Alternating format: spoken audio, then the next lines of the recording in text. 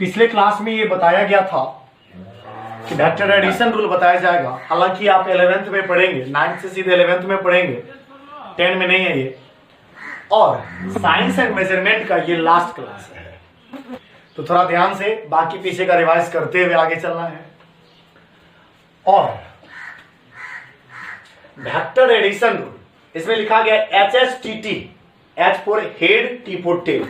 Head head, tail tail always gives the resultant of 2 or more vectors।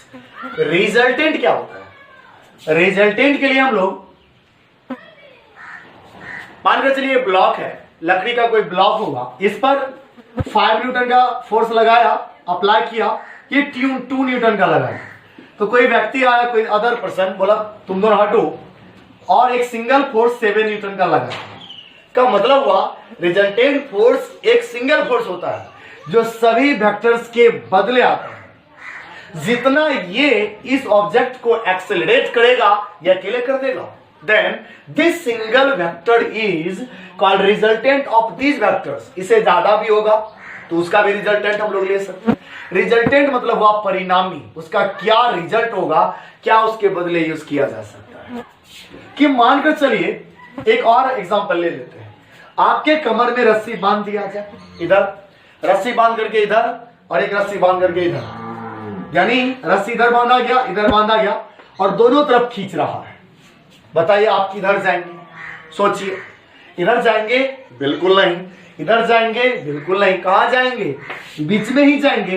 ये बीच में कोई force तो नहीं है, बट बीच जो फोर्स लग रहा है, इस दोनों का क्या हुआ? रिजल्टेंट हुआ। इस रिजल्टेंट को आप आर वेक्टर कह सकते हैं। तो कहने का मतलब रिजल्टेंट एक सिंगल होता है जो 2 या 2 के बदले आता है। तो वही है आपका एडिशन रूल में, जिसको हम लोग रिजल्टेंट निकालने का प्रयास करते हैं। तो लिखा गया है टेल टेल हेड हेड या head head tail tail, HSTT always gives the resultant of 2 और मोर वेक्टर, 2 या 2 से ज्यादा। तो कम से कम तो 2 लेना पड़ेगा। मानकर चलिए एक वेक्टर है और जिसका नाम आप A रखते हैं, और दूसरा वेक्टर कुछ इस तरीके से B है, इस तरीके से हम कहेंगे दोनों का रिजल्टेंट निकालिए, एडिशन रूल लगाइए। तो आप अपने मन से क्या करेंगे? थर्ड वेक्टर क्रिएट करेंगे। समझिए, समझने लायक टॉपिक है। थर्ड वेक्टर इस तरीके से ज्वाइन कर दिए ताकि हम लोगों को टेल टेल हेड हेड मिले। सवाल यह है, इस वेक्टर में डॉट डॉट दिया गया रिजल्टेंट है, इसमें हम एरो ऊपर भी लगा सकते हैं, नीचे भी लगा सकते हैं। अगर हम नीचे एरो लगा दें तो बताइए, नीचे एरो लगा दें तो हेड और टेल बनेगा, और यहां पर अगर एरो लगा दे तो दोनों हेड बनेगा, और यहां पर दोनों क्या होगा? टेल होगा। यही हेड हेड टेल टेल जो बना, ये आर हुआ। इसको आप लिख सकते हैं R is equal to A plus B। कुछ इस तरीके से कहने का मतलब है कि ये हेड हेड टेल टेल आपका रिजल्टेंट दिया दोनों का। ठीक उसी तरीके से अगर आप गौर करेंगे, आप एक टॉपिक पहले भी समझे हुए हैं, इस तरह इस डायरेक्शन का नाम क्या है? एंटी क्लॉकवाइज, और इस डायरेक्शन का नाम बोलिए क्लॉकवाइज। तो थोड़ा ध्यान रखेंगे, एंटी क्लॉकवाइज, क्लॉकवाइज। इस दोनों वेक्टर को आप गौर से देखिए, देखिए तो क्या है? एंटी क्लॉकवाइज, और आर क्या है?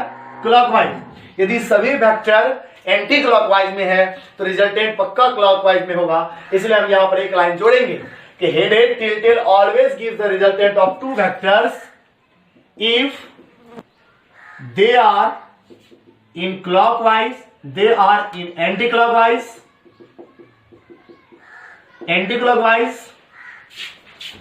or in clockwise। या तो वो सभी एंटी में होना चाहिए या और इन क्लॉकवाइज, या तो एंटी क्लॉकवाइज में हो या तो क्लॉकवाइज में हो। अगर आप देखिए दोनों वेक्टर क्या है? क्लॉकवाइज, एंटी क्लॉकवाइज में, तब जाकर आप रिजल्टेंट निकाल दिए तो हेड टेल बन गया। दूसरा एग्जांपल, मानकर चलिए एक वेक्टर, दूसरा वेक्टर, तीसरा वेक्टर। तो कहने का मतलब ये वेक्टर A है, ये वेक्टर B है, और ये वेक्टर C है। तो आप ड्रॉ ज्वाइन करेंगे ना इसको। तो बताइए, ज्वाइन करने के बाद एरो किधर देना चाहिए? ऊपर या नीचे? बोलिए, ऊपर देना चाहिए, तब न बनेगा यहाँ पर हेड हेड, और यहां बन गया टेल टेल। तब ये आर होता है रिजल्टेंट बाकी सभी का। सभी वेक्टर्स को देखिए ध्यान से, क्या है? एंटी में है ना, तब बिल्कुल सही है।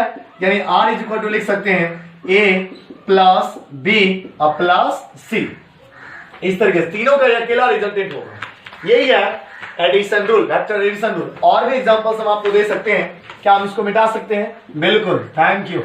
चलिए मानकर चलिए ये वेक्टर है ए और दूसरा वेक्टर है ऐसा ऐसा करके बी और तीसरा वेक्टर है सी। अब बताइए इसका रिजल्टेंट निकालना है, हम इसको इसे इस तरह ज्वाइन करेंगे। अब बताइए यहां पर एरो देना चाहिए तब न बनेगा हेड हेड और यहां पर tell tell.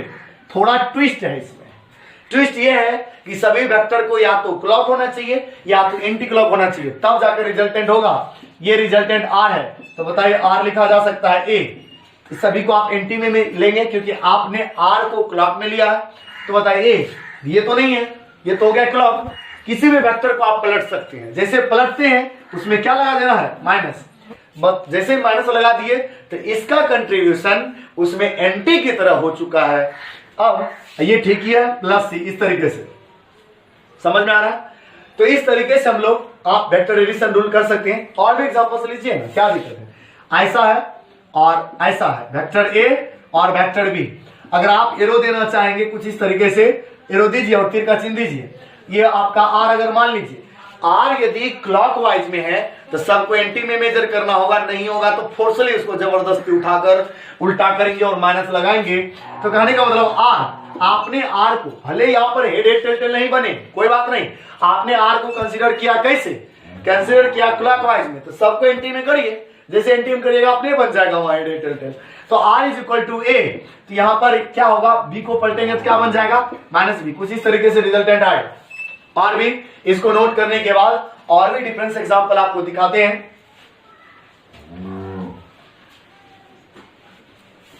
Vector addition rule में हमेशा ध्यान रखा जाता है कि वेक्टर कैसा है, रिजल्टेंट कैसे देना पड़ेगा। यदि रिजल्टेंट क्लॉकवाइज लेते हैं तो सभी वेक्टर को एंटी में कंसीडर करिए, यदि सभी रिजल्टेंट को एंटी में करते हैं सभी वेक्टर को क्लॉक में कंसीडर करना पड़ेगा। चलिए ऐसा वेक्टर है कुछ इस तरह कुछ इस तरह, तो मानकर चलिए और ये ए है, ये बी है, ये सी है। तो आपने रिजल्टेंट ड्रॉ इस तरह करेंगे, यहां पर एरो देंगे तब बनेगा हेड हेड टेल टेल, नहीं भी बनेगा तब कोई बात नहीं, हम लोग समझ गए क्या करना है। रिजल्टेंट को आपने लिया है क्लॉकवाइज में, तो सभी वेक्टर को एंटी में करिए, ए बी सी, सब ठीक किया, ए प्लस बी प्लस सी। नेक्स्ट एग्जांपल मानकर चलिए, एग्जांपल कुछ इस तरीके से लिया जाए,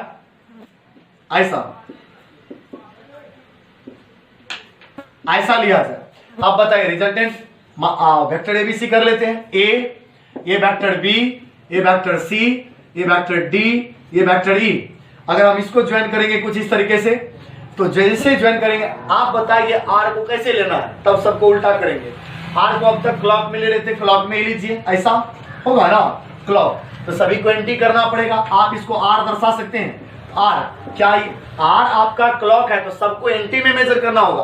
तो बताइए एंटी में है, नहीं तो पलटिए ना, माइनस ए, ये एंटी में है, बिल्कुल सही, प्लस बी, ये बताइए इसको पलटना पड़ेगा, क्या लिखेंगे? माइनस सी। और बोलिए डी को क्या करें?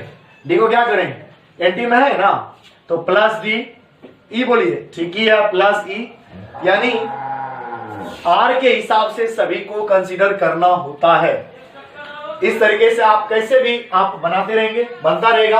ये वेक्टर एडिशन रूल आप फिर से 11th में जाकर पढ़ेंगे। फिलहाल आपको इंफॉर्मेशन दिया गया और लास्ट टॉपिक जैसा कि बताया गया था, वेक्टर स्केलर कंप्लीट होने के बाद एक टॉपिक बचता है टेंसर, जो हायर स्टैंडर्ड में आप पढ़ेंगे। लेकिन एक शॉर्ट इंफॉर्मेशन आपको देना मैं चाहूंगा कि टेंसर क्या है। टेंसर एक ऐसा फिजिकल क्वांटिटी है जो किसी भी इवेंट्स के एक्सप्लेनेशन के लिए कभी वेक्टर कभी स्केलर यूज करते हैं, दोनों तरीके से यूज किया जाता है। इसलिए लिखा गया the physical quantity which is assumed to be scalar for explanation of some events related to it.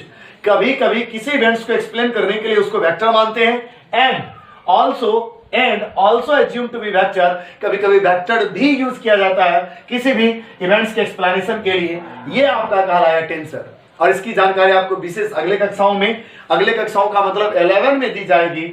और इसका टेंसर का कुछ एग्जांपल, जैसे प्रेशर होता है, प्रेशर को कभी वेक्टर कभी स्केलर। हाँ, हम लोगों का जो स्टैंडर्ड लेवल है 9-10, उसमें हम लोग प्रेशर को क्या करते हैं? स्केलर ही कंसीडर करते हैं, स्केलर है। तो स्टैंडर्ड लेवल पर जब आप इसको एक्सप्लेन और भी अच्छे तरीके से किया जाएगा तो वहां पर दोनों तरीके से, तो प्रेशर आपका टेंसर में कंसीडर होगा। उसी तरीके से एग्जांपल और है मोमेंट ऑफ इनर्शिया। अब आप सोच रहे हैं मोमेंट ऑफ इनर्शिया क्या है, जो 11th में ही पढ़ा जाएगा। यहां डिस्कस करने के लिए इसको बहुत सारा बेस हमको बताना पड़ेगा, इसलिए इसका डिस्कशन हम अभी फिलहाल नहीं कर सकते। फिलहाल आप टेंसर को समझेंगे। Tensor is that physical quantity which is assumed to scalar और वेक्टर एंड डिफरेंट कंडीशंस, उसको एक्सप्लेन करने के लिए। ये पूरा चैप्टर कंप्लीट हो चुका है, आप इस चैप्टर को रिवाइज करते रहेंगे। अब नया चैप्टर इसके बाद आएगा मोशन। अब ये जो है पढ़ाई अपनी गति में आ चुका है, ट्रैक पर आ चुका है। अब कोशिश करिए साथ चलने का, ये तो बहुत मुश्किल हो जाएगा साथ आने के लिए। आप इसको रिवाइज करते रहिए, चैप्टर कंप्लीट हो चुका है। फिलहाल के लिए थैंक यू, धन्यवाद। बोलिए सियावर रामचंद्र भगवान की जय।